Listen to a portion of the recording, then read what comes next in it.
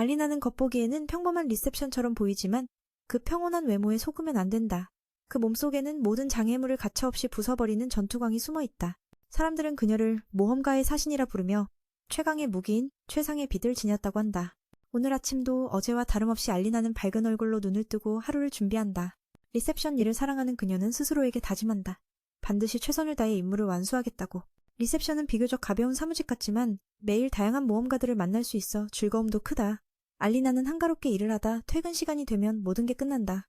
하지만 때때로 예상치 못한 일들이 벌어지기도 한다. 오늘은 좀 괴짜인 모험가 한 명을 만났다.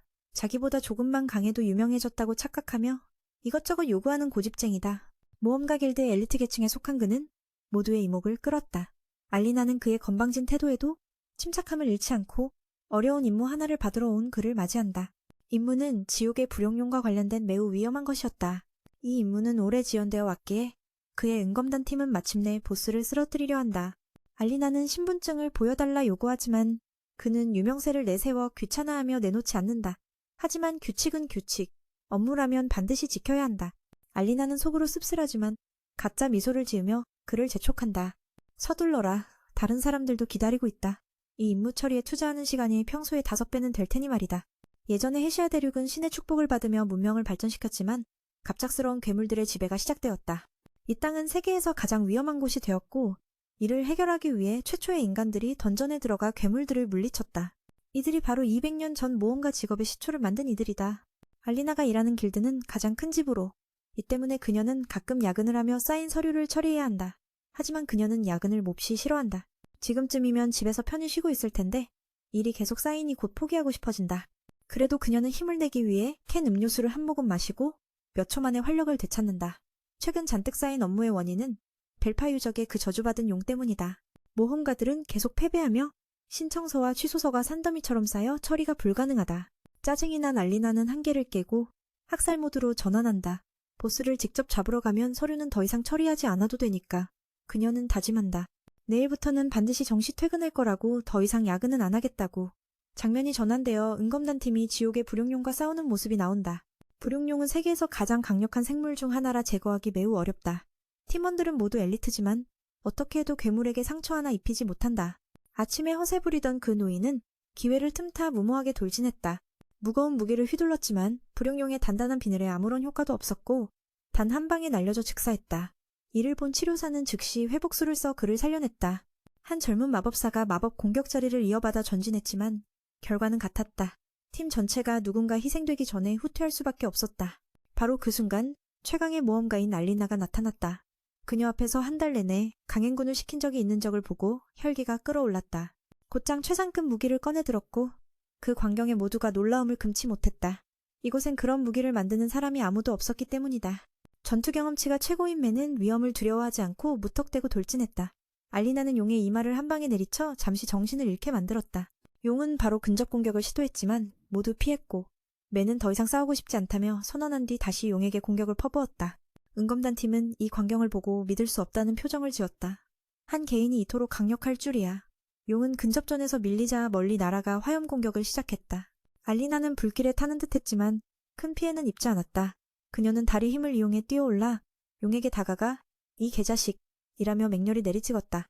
용은 극심한 고통에 비명을 질렀고 결국 심한 부상으로 몸을 뒤틀며 쓰러져 죽었다. 전투의 승리는 맨에게 돌아갔다. 은검단 대장은 이 여성이 바로 얼굴을 숨긴 채 강력한 보스만 잡는 미스터리한 사신 모험가임을 알아챘다.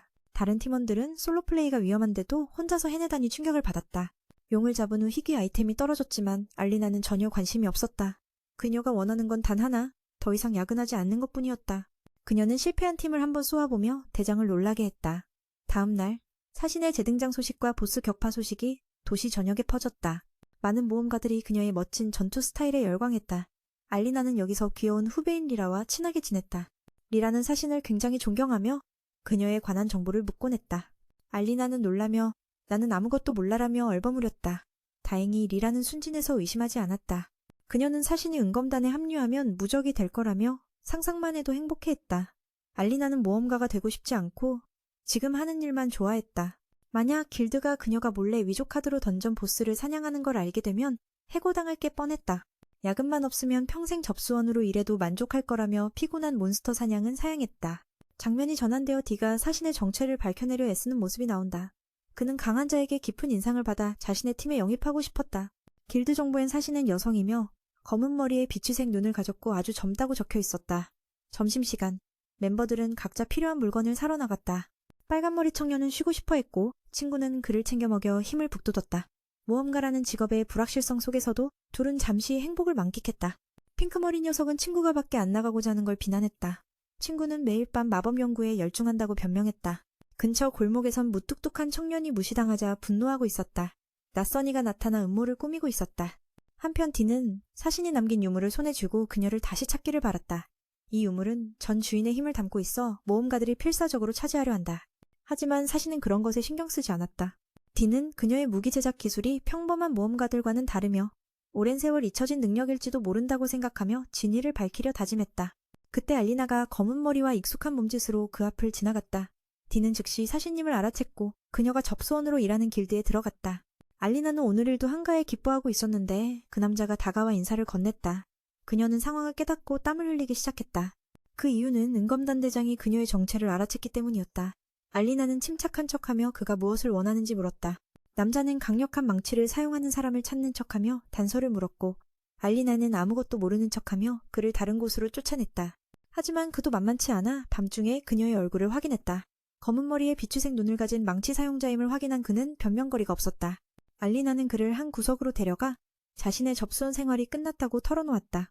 D는 용에서 얻은 유물을 돌려주었고 그녀는 이 유물이 내구성이 뛰어난 무기로 쓰기 적합하다고 말했다. 말을 마치자마자 그 유리를 박살내며 그를 놀라게 했다. 이는 자신을 폭로하면 유리처럼 부서질 거라는 경고였다. 그녀에게 평화로운 일상이 얼마나 소중한지 알리려는 의도였다. 남자는 분노하며 욕을 퍼부었지만 알리나는 기술을 써 그를 침묵시켰다. 그녀는 접수원으로서의 삶이 여기서 끝나길 원치 않았다. 남자는 그 기술이 오래된 전설 속 무기 기술임을 확신했지만 알리나는 이해하지 못했다. 그는 계속해서 그녀를 팀에 영입하려 했으나 알리나는 괴롭힘으로 고소할 생각까지 하며 단호히 거절했다. 용을 죽인 유일한 이유는 불필요한 일을 줄이기 위해서라고 말했다. 그녀는 서류 더미에 쌓여 절망했지만 최선을 다해 일의 부담을 줄이려 노력했다. 그래서 가끔 보스를 잡아 스트레스를 풀고 일을 해결하는 것뿐이라고 말했다.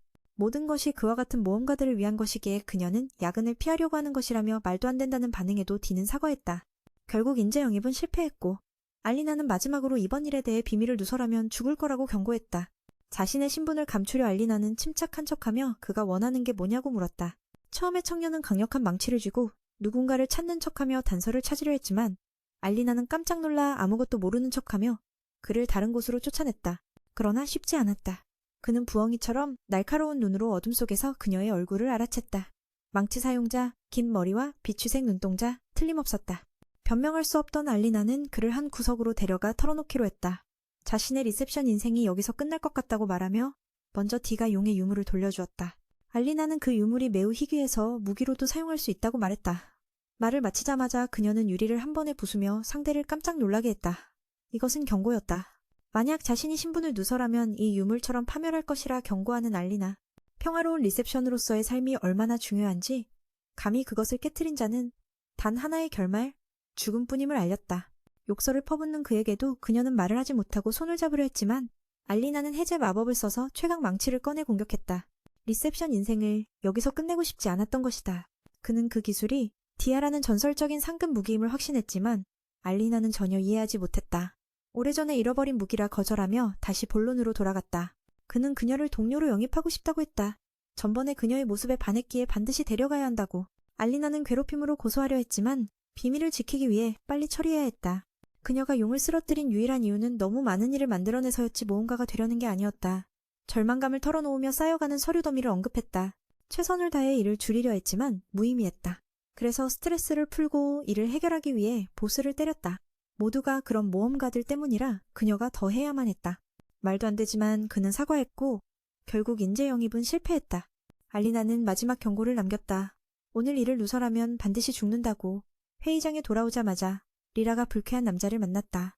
그는 비밀 임무를 요구하며 그녀를 위협했다. 알리나는 도와주며 비밀 임무란 없다고 말했다. 그러나 그 남자는 믿지 않고 오만하게 굴며 리셉션 팀이 뭔가 숨긴다고 생각했다. 미나는 어이가 없어 웃음이 나왔다. 알리나는 침착히 설명하려 했지만 그는 그녀를 무시하며 경멸의 눈빛을 보냈다. 결국 옷깃을 잡고 싸움을 벌이려 했다. 그때 슬레이라는 사람이 나타나 리셉션을 건드리지 말라 경고했다. 그 남자는 주먹을 날렸지만 솜씨가 들통나 도망쳤다며 다음에 갚겠다고 했다. 리라는 구출되어 안도의 한숨을 쉬었다. 저 남자는 정말 골칫거리였다. 그는 그녀를 잔소리꾼이라 여기며 경멸 어린 시선까지 보냈다. 결국 알리나의 옷을 움켜잡고 싸움을 벌이려 할 때 대가 나타나 그를 슬레이라 부르며 접수처에 손대지 말라 경고했다. 그는 으름장을 놓았지만 슬레이가 주먹을 날리자 결과가 뻔히 보이자 도망쳤다. 다음에 또 만나면 제대로 갚아줄 테다. 리라는 구출되어 안도의 한숨을 내쉬었다. 저 녀석, 너무 흉악해서 접수처인 나도 건드리려 했으니 말이다. 알리나는 고마움을 표하며 다음에 어려운 일이 있으면 꼭 알려달라 했다. 그 청년은 그녀의 상태를 묻고 역시 어떤 직업이든 쉽게 흥분하는 자들이 있기 마련이라며 그녀에게 상대를 자극하지 말라고 조언했다. 오늘 같은 일이 또 생기면 안 되니까. 알리나는 고맙다고 답하고 은검단 대장이 어떻게 여기서 자신을 도왔는지 물었다. 그는 위협을 느껴 지나가던 척 한 거라며 긴장하지 마. 나도 금방 떠날 거야. 더 있으면 죽을지도 모르니까. 다음날 아침 맨은 온갖 생각에 잠긴 채 깨어났다. 자신이 도살자로 밝혀진 이후 마음이 편하지 않았다. 그 청년을 입막으려 무력을 쓰는 게 나을까 고민하지만 대는 겉보기와 달리 길드 내 권력자라 누가 알면 해고될 위험이 있었다. 맨은 현실을 받아들이지 못하고 침대에서 뒤척이며 계속 누워있고 싶었다. 그래도 접수처 일을 하며 집도 마련했으니 정신 차려야 한다고 다짐했다. 결국 출근하는 게 최고라며 해고당할 순 없다고 결심했다. 점심 무렵 알리나는 혼자 식사하며 제이가 뭘 하려는지 의아해했다. 오전 내내 그녀 주변을 맴돌더니 갑자기 나타나 여기 정말 좋다. 조용하고 높은 곳에서 경치도 볼 수 있어. 라며 칭찬했다. 알리나는 즉시 최고의 무기기술을 발동해 그를 한판 쥐어박으려 했다. 그는 깜짝 놀라 무슨 짓도 안 했는데요. 라며 항변했지만 그녀는 여긴 점심시간 휴식이야. 갑자기 와서 뭐 하려는 거야. 라며 혼냈다. 알리나는 그의 덩치 좋은 모습을 보며 그가 어떻게 그런 강력한 기술을 갖게 됐는지 물었다. 제이는 그 기술이 대부분 행운에 의존한다며 정확한 조건은 아직 밝혀지지 않았다고 했다. 그렇다면 접수처 일은 너무 아깝다. 모험가가 되는 건 어때? 알리나는 단호히 대답했다. 그가 아무리 여기저기 다녀도 내 생각은 바뀌지 않아. 절대 은검단에 들어가지 않을 거야. 그녀는 속으로 신이 왜 접수처 같은 평범한 사람에게 그런 강력한 기술을 준 건지 궁금해했다. 갑자기 그가 나타나 그녀가 언제부터 디아 기술을 썼냐고 물었다. 그녀가 말하지 않자 그는 그런 무기를 얻는 조건은 대부분 운이라며 만약 그렇다면 리셉션으로 있는 건 낭비라며 모험가가 되라고 원했다. 알리나는 단호하게 말했다. 아무리 그가 일터를 배회해도 바꿀 수 없다고. 절대 나는 은검단에 들어가지 않을 거야. 알리나는 자신에게 신이 왜 이렇게 강력한 스킬을 준 건지 궁금해하며 2해 전 이야기로 돌아갔다. 그때 도시는 연례 축제로 북적였고 모두가 거리로 쏟아져 나왔다. 하지만 신입인 알리나는 첫 이틀을 야근하느라 축제를 즐기지 못했다. 그녀의 젊은 영혼은 책상에 갇혀 있었다. 그래서 오늘 밤엔 꼭 일을 끝내고 축제에 가기로 결심했다.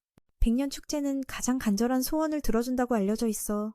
알리나는 신에게 더 이상 야근하게 하지 말아주세요 라고 빌었다. 일을 어느 정도 마친 후 그녀는 신나게 축제에 달려갔다. 하지만 이미 자정이 넘었고 문은 모두 닫혀 있었다. 희망이 절망으로 바뀌며 그녀의 마음은 무너졌다. 결국 올해도 축제는 놓쳤고 끝없는 야근에 대한 증오가 그녀 마음에 싹 텄다. 야근에 대한 증오는 모험가가 보스를 처치하지 못한 데서 시작됐다. 그녀는 모든 걸 날려버릴 힘을 원했다. 신은 그 간절한 소원을 듣고 그녀에게 특별한 스킬을 주었다. 한편 슬레이는 알리나가 자신에게 태도를 보인 것에 분노하며 그녀를 처리하려 했다. 그러던 중 누군가가 보스를 잡았다는 소식이 들려왔다. 그때부터 그녀의 마음속에 증오가 자라났어. 모험가가 보스를 쓰러뜨리지 못해 야근이 생긴 탓이었지. 그래서 모든 걸 날려버릴 수 있는 힘을 간절히 원했어. 신이 그 말에 응답했는지 그녀에게 특별한 스킬을 내려주었지. 한편 슬레이는 여자 리셉션 직원에게 감정이 상해 복수하려 했고 마침 그곳에서 거대한 괴물을 잡은 사람이 있었어. 슬레이는 알리나가 자신을 보게 하려고 아이디어를 떠올렸어. 사실 그는 이미 그녀에게 마음이 있었고 꼭 팀에 초대하고 싶었지. 그때 갑자기 큰 폭발음이 들려 그는 달려갔어. 알고 보니 그 자식이 괴물을 이용해 도시를 파괴하며 시민들을 위험에 빠뜨리고 있었어. 부당함을 참지 못한 뒤는 싸움에 뛰어들어 괴물의 공격을 유도했지.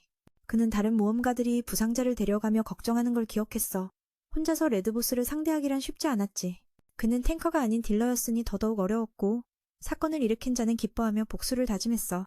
우연히 만난 둘은 피 튀기는 혈투를 벌였고 슬레이는 자신의 압도적인 스킬에 자부심을 느꼈어. 하지만 괴물을 조종하는 건 또 다른 문제였지. 그는 은검과 여자 리셉션을 함께 도시 밖으로 내쫓으려 했고 도시 전체가 위험에 빠질 뻔했어. 다친 사람이 뒤에 있어 도망칠 수도 없었지.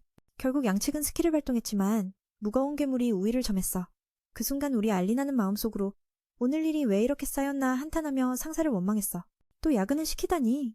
이게 웬 말인가? 사람들의 절규 소리가 들려왔고 알리나는 그 골칫거리를 일으킨 녀석이 그 전날 문제를 일으킨 자임을 알아챘어. 더욱 화가 난 알리나는 괴물이 자신의 소중한 집을 부수는 걸 보며 분노했지. 그녀의 집은 그녀에게 천국과 같았고 야근에 지친 그녀에게는 유일한 안식처였으니까. 이 불운은 용서할 수 없었어. 그녀는 곧바로 살벌한 상태로 변해 그자를 죽이러 달려갔어. 그가 자랑하던 한 손은 이내 도살자가 나타나 잘려나갔지. 그는 자신이 길드에서 쫓기는 자임을 알고 있었고 죽이면 길드가 슬퍼할 거라 생각했어. 알리나는 집을 잃은 슬픔을 털어놓으며 힘들고 지친 야근 후에 집을 파괴한 자는 수천 번 죽어 마땅하다고 외쳤어. 그녀는 단숨에 일격을 날려 레드보스를 둘로 쪼갰지. 레드보스는 무슨 일이 일어난 건지 이해하지 못하고 괴물로 착각해 겁에 질려 기절했어. 다행히 알리나는 자제를 했고 그를 죽이지 않았지. 저녁에 제이가 알리나의 집에 찾아와 도살자가 왜 그렇게 화가 났는지 알게 됐어. 알리나는 구석에 쪼그려 앉아 어찌할 바를 몰랐고 제이가 기회를 잡아같이 살자고 했지만 미친놈이라며 거절당했지. 물론 그녀는 집을 구할 거였고 야근도 해야 했으니까. 한편 길드장은 도살자의 정체가 밝혀진 걸 알고 기뻐하며 현장으로 향했어. 그는 특별한 능력으로 단서를 찾아냈고 드디어 도살자의 신분을 확인했지. 알리나는 아직 아무것도 모르고 있었지만 디의 도움으로 서류 작업을 해결하며 그를 쫓아내려 했어. 그러나 디는 계속 남아있었고 아침에 도시를 구한 덕분에 도움을 받게 됐지. 그는 알리나에게 오늘은 기분이 안 좋다면 일찍 쉬라고 권했어. 보통 같으면 그랬겠지만 알리나는 일이 쌓여 내일도 야근해야 할 걸 알고 오늘 꼭 끝내야 한다고 다짐했어. 디는 그녀를 도와 서류 일을 처리했고 그녀는 그가 정말 똑똑해서 자신보다 더 능숙하다고 생각했지.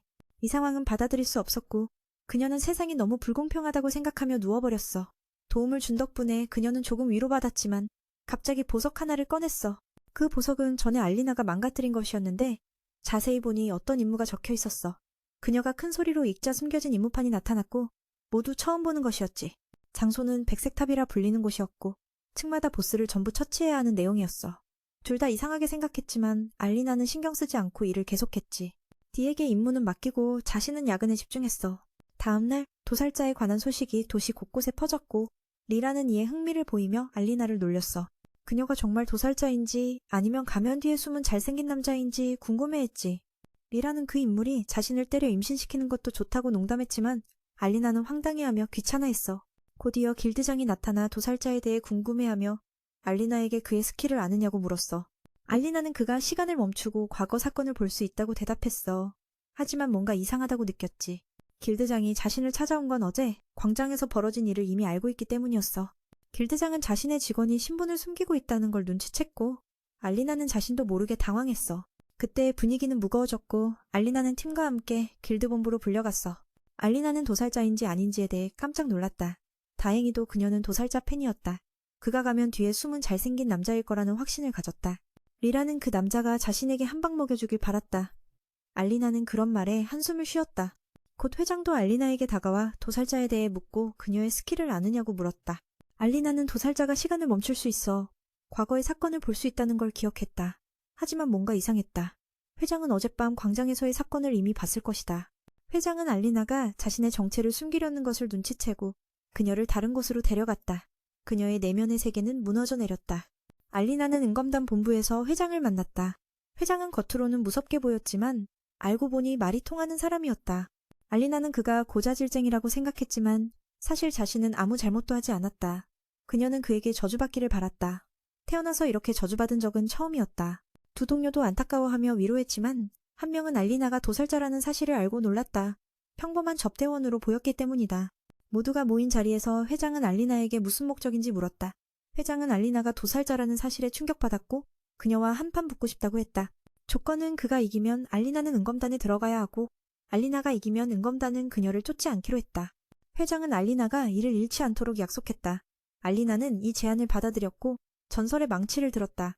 두 명은 그가 진짜 도살자임을 믿었다. 알리나는 그의 힘으로 모든 걸 해결하고 평화를 되찾고 싶었다. 하지만 상대는 시간을 멈추는 스킬로 그녀를 막았다. 회장은 그녀가 도살자가 아니라 마신이라고 평가했다. 그가 더 공격하기 전에 알리나는 그의 시간 멈춤 스킬을 깨뜨렸다. 이는 믿기 힘든 일이었다. 회장은 이것이 자신의 관찰실에서 가능한 유일한 공간 왜곡이라 설명했다. 결국 승패는 명확했고 그는 더 싸우길 원하지 않았다. 알리나는 무슨 일인지 이해하지 못하고 설명을 요구했다. 회장은 그녀를 안으로 안내했다.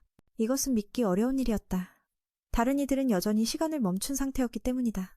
그는 자신이 관찰실에 있다는 것을 설명하며 원래 기술을 사용하는 자만이 이동할 수 있는 공간을 그녀가 뚫고 들어왔다는 사실에 경악했다. 이 놀라운 능력 덕에 승패는 이미 결정되었다. 그는 더 이상 싸우길 원치 않았다. 알리나는 무슨 일인지 이해하지 못해 설명을 요구했다. 그러자 글렌은 안으로 들어가자고 말했다. 그는 단지 그녀의 실력을 확인하고 싶었을 뿐이라고 말했다.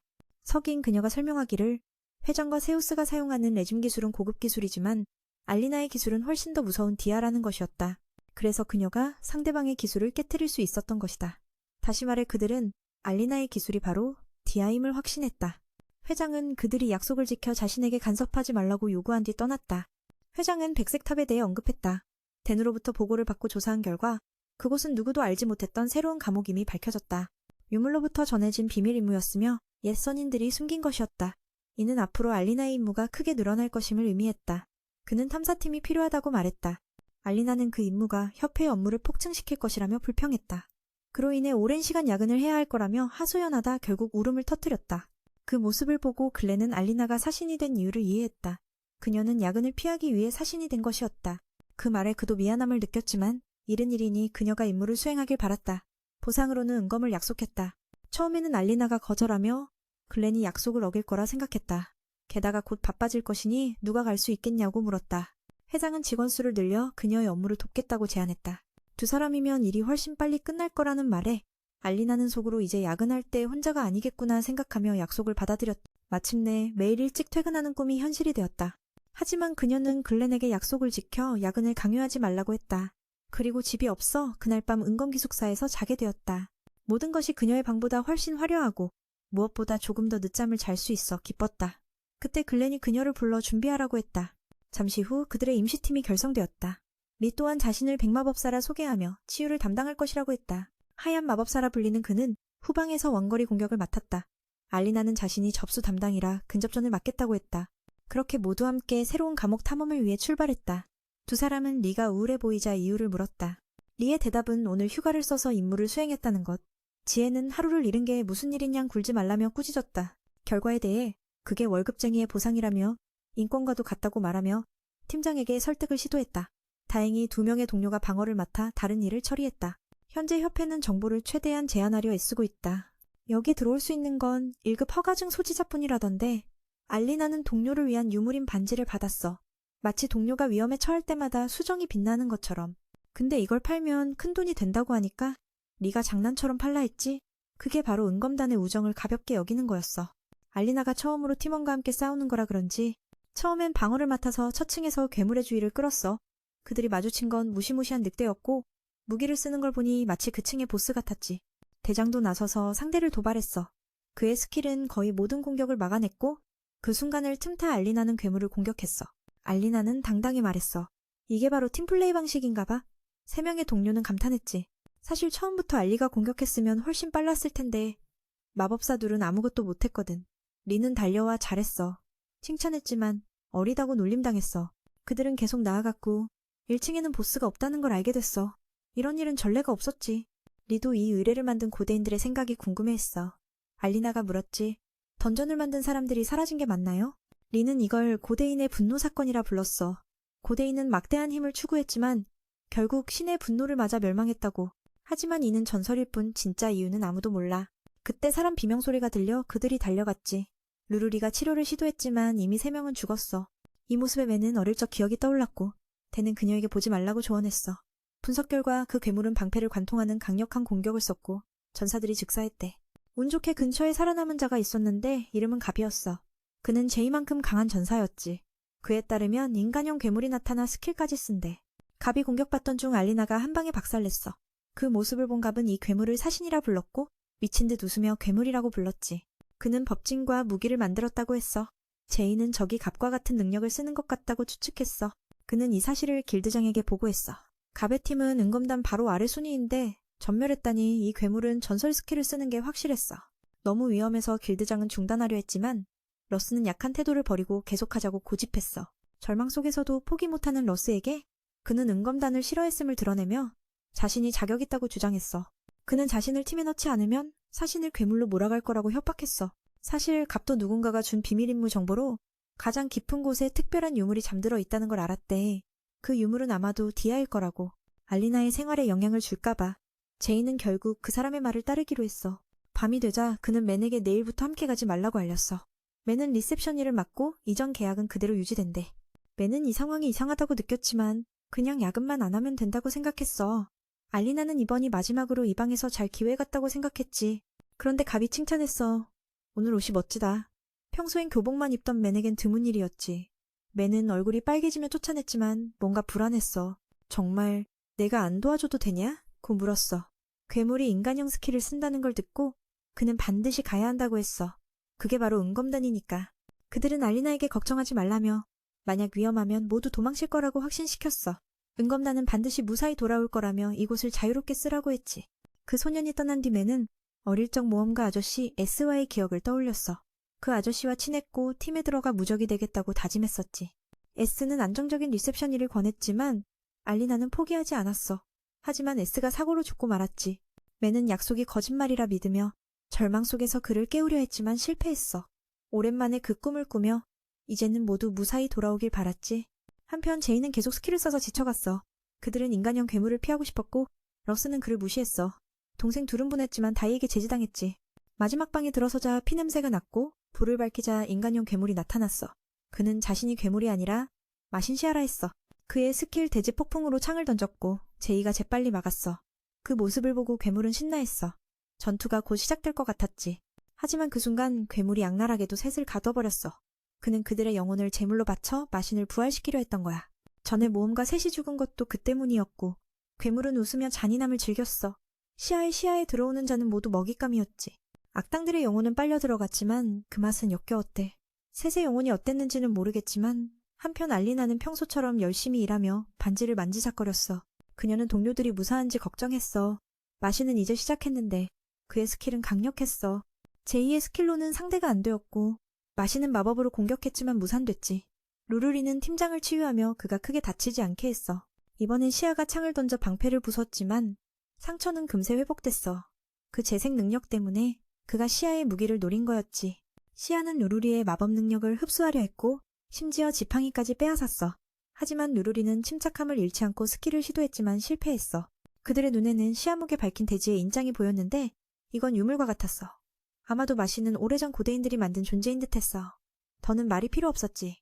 시야는 세 개의 검을 만들어 그들을 겨냥했어. 정면으로 맞으면 방패도 뚫릴 정도였어. 분명 두 동생은 죽을 거예요. 그래서 대장인 레니 대신 그 결과를 감내하겠다고 맹세했어요. 자신이 이 녀석을 붙잡겠다고 말했죠. 그 사이 그들은 도망치려 애썼지만 리는 동의하지 않았어요. 대장이 죽을 거라며. 그때 청년은 거만하게 마인에게 도전했고 마인은 그에게 싸우자고 했죠. 시야는 웃음을 터뜨리며 시야를 활성화해 공격을 막았어요. 보통은 이 기술을 여동생의 초회복과 함께 쓰는데 하지만 빼앗겼으니 어쩔 수 없죠. 역시 대지의 힘은 압도적이었어요. 검이 순식간에 다이를 꿰뚫었고 두 동생은 걱정에 휩싸였죠. 하지만 그 공격만으로는 은검대장이 쓰러지지 않았어요. 그는 편안히 맞서며 말했다. 계속 공격해라. 나는 다 막을 수 있어. 이 몸은 알리나가 매일 단련시킨 거라서 힘이 넘치거든. 그는 성으로 시선을 돌려 서둘러 떠나라고 재촉했어요. 그가 그녀의 손을 잡고 끌었죠.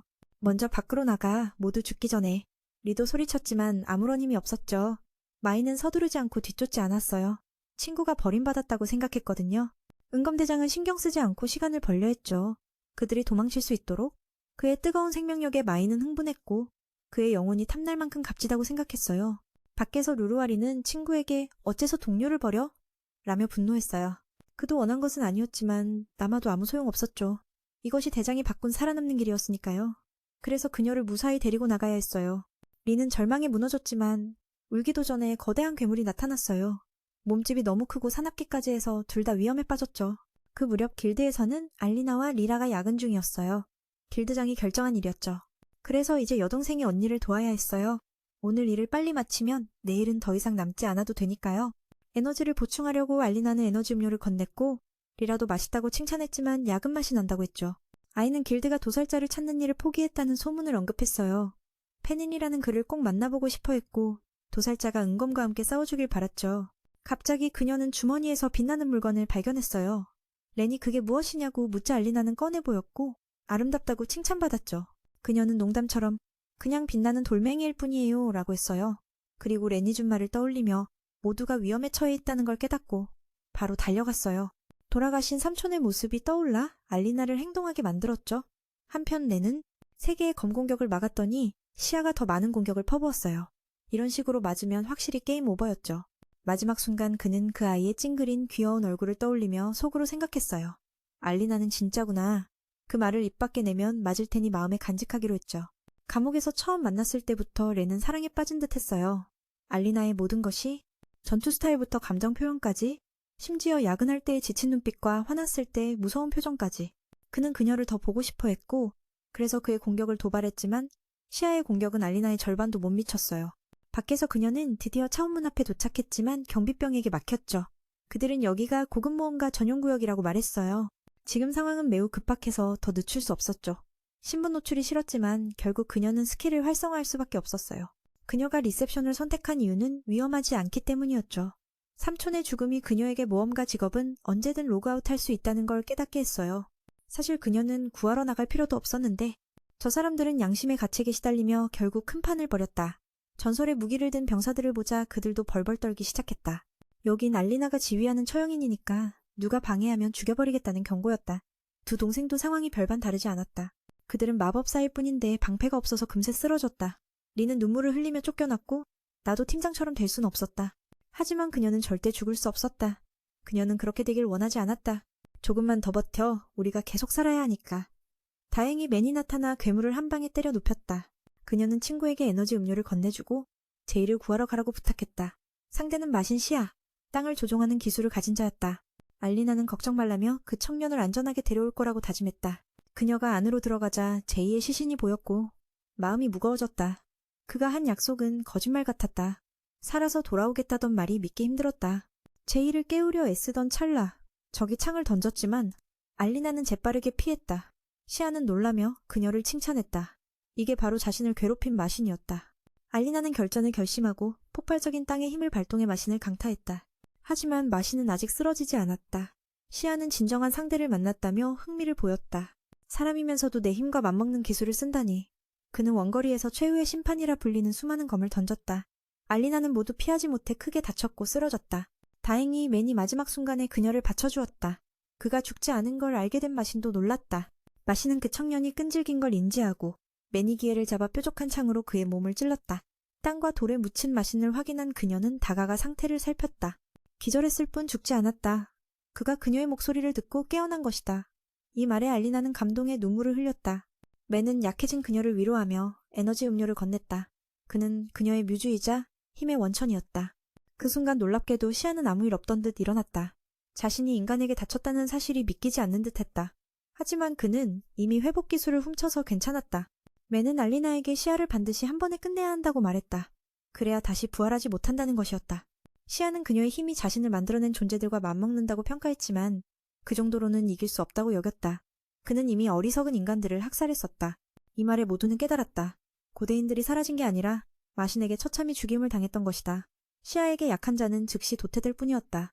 그는 수백 개의 검을 더 만들어 두 사람을 공격했다. 맨은 무장도 없었지만 알리나를 보호하고자 자신의 몸을 던지려 했다. 물론 그녀는 그것을 허락하지 않았다. 방패가 되어도 그 많은 공격을 견딜 수 없었다. 알리나는 자신의 결의를 밝히며 이 싸움을 끝내려 했다. 그녀는 돌파하여 다른 곳으로 달아나며 적의 주의를 끌었다. 수백 개의 검이 날아왔지만 거의 다 피했다. 그러나 너무 많아 일부 피해를 입었다. 자신의 소망을 떠올리며 그녀는 맹세했다. 언젠가는 평화로운 삶을 살겠다고. 그래서 여기서 지면 안 됐다. 알리나는 힘을 최대로 끌어올려 제이는 충격을 받았다. 그녀는 엄청난 속도로 달려들었고 마시는 두려움에 휩싸였다. 마시는 다시 한 방에 날아갔지만 아무것도 할 수 없었다. 인간에게 압도당했다니 너무 화가 났다. 그는 싸움을 끝내려는 듯 수천 개의 껌을 만들어 알리나를 향해 던졌다. 도망칠 곳은 없다. 그의 생각과 달리 그녀는 다치지 않았다. 이 상태에서 알리나의 방어력은 매우 강력해 거의 무적이었다. 하지만 디는 깜짝 놀라 심장이 내려앉았다. 시아는 그녀의 기운이 노란 비침을 보고 공포에 떨었다. 결말 또한 자신의 손이 잘려나갔다. 아직 무슨 일이 일어난 건지 이해하지 못하는 시아는 믿을 수 없었다. 인간이 전능한 마신을 넘어서다니. 알리나는 평화를 위해 싸웠고 죽어라 라며 상대를 반으로 쪼갰다. 그렇게 치열한 전투가 끝났다. 은빛 거미 대장은 충격을 받았다. 고대인들도 이적에게 패배했다니. 하지만 맨은 마신 시아를 물리쳤다. 시아는 분노하며 자신과 같은 존재가 더 많다며 싸움이 끝나지 않을 것이라 경고했다. 알리나는 그의 말이 지겹다며 듣지 않았다. TNG가 자신의 힘을 보여주며 사라졌다. 뒤에는 왜 끝까지 듣지 않느냐고 말했지만 그녀는 방해하는 건 전부 죽는다 고 선언했다. 시아는 두려움에 질려 다음부터는 방해하지 않겠다고 약속했다. 마신의 검은 돌을 회수한 그들은 밖으로 나왔다. 두 동생은 기뻐하며 모두 살아남은 건 알리나 덕분이라 고마워했다. 그녀는 기뻤지만 일을 미뤄야 해서 짜증도 냈다. 앞으로 며칠은 야근할 것 같았다. 그래도 모두의 목숨을 지킨 것에 만족했다.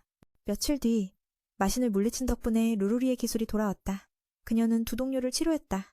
MH는 신분이 드러난 뒤 쫓겨날 줄 알았지만 그날 회장이 병사들의 입을 막아 모든 게 정상으로 돌아왔다. 다만 야근은 피할 수 없었다. 일을 하던 중 제이가 다가와 친근하게 불렀다. 알리나는 바쁘다며 말을 말라고 했지만 그는 그녀를 돕고 싶어 했다. 알리나는 그가 완전히 회복되지 않았다며 괜찮다고 했다. 지난번 사건 뒤로 그의 기운이 한층 좋아졌다. 그는 웃으며 그녀가 준 에너지 음료 덕분이라고 말했다. 그리고 갑자기 꺼져라 라고 장난스럽게 말해 분위기를 풀었다. 잠시 후 그녀는 일을 빨리 끝내려 도와달라 했고 그는 기꺼이 동의했다. 사랑하는 사람과 함께면 며칠 야근쯤이야 아무것도 아니었다. 며칠 후 알리나는 아침 근무를 완벽히 마치고 자신에게 햄버거를 선물하려 했다. 그때 어머니가 찾아와 그에게 급한 임무가 있어 왔다고 전했다. 조금 늦는 건 괜찮지 않냐는 말에 그녀는 화가 났지만 참았다. 마음속으로 갈등하며 거절할까 고민했지만 상대가 계속 재촉했다. 결국 화가 나면서도 동의했다. 일이 끝나자 이미 늦은 시간이라 현장에서 식사를 했다. 죽어버려. 잠시 후 그녀는 마음을 바꿔 야근을 도와달라고 부탁했다. 내일 일찍 가고 싶어. 청년은 사랑하는 사람 옆에 있을 수 있다면 이보다 더 좋은 게 없다고 기꺼이 동의했다. 며칠 후 알리나는 아침 근무를 훌륭히 마치고 햄버거로 점심을 사주려 했다. 그때 누군가가 급한 임무가 있어 늦을 거라고 말했다. 알리나는 화가 났지만 말은 하지 못했다. 그녀는 마음속으로 거절할지 고민했다. 상대가 서두르자 그녀는 더 화가 났지만 결국 동의했다. 일이 끝나고 나니 늦은 시간이라 알리나는 자리에서 바로 식사를 해야 했다. 리라는 왜 거절하지 않느냐고 물었고 알리나는 불필요한 문제를 만들기 싫어 참고 있다고 대답했다. 축제가 곧 시작되니 효율적으로 일의 여유 시간을 만들고 싶었다. 지난 2년간 축제를 제대로 즐기지 못했기에 올해는 반드시 정시에 퇴근하고 싶었다. 리라는 경험이 없어 그때 상황이 어땠는지 물었고 알리나는 그 기간이 지옥 같았다고 솔직히 말했다. 축제 기간엔 임무 보상이 높아 많은 모험가가 기회를 잡으려 했다. 평소 잘 나타나지 않던 적들이 무리를 지어 나타났다. 리라는 그 결과를 알고 무서워했다. 다행히 지난 2년간 알리나는 많은 교훈을 얻어 노트에 꼼꼼히 기록했고 축제 3일간의 일정을 계획했다. 첫 이틀은 평소 먹지 못한 맛있는 음식을 즐기고 셋째 날은 축제의 마지막을 장식하는 기원의식에 참가할 예정이다. 리라는 선배가 이렇게 준비하는 걸 존경했다. 알리나는 스스로를 다독이며 다짐했다. 장면이 전환되어 은둔자팀 숙소로 넘어갔다. 리리는 최근 마신과의 전투에서 부상당한 두 동료를 정성껏 돌보고 있었다. 그녀는 곧 나무를 뽑아내며 고통스러운 신음을 냈고 그것을 요리해 여러 가지 색이 섞인 혼합물을 만들었다. 마치 독약처럼 보이는 이 혼합물을 동료가 맛보도록 가져왔다. 요즘 할 일이 없어서 지루해진 그는 다시 임무에 나가고 싶었지만 몸이 아직 완전히 회복되지 않아 어쩔 수 없었다. 귀여운 그녀가 이 모습을 보고 꾸짖었다. 쉬라고 했잖아. 이게 무슨 짓이야?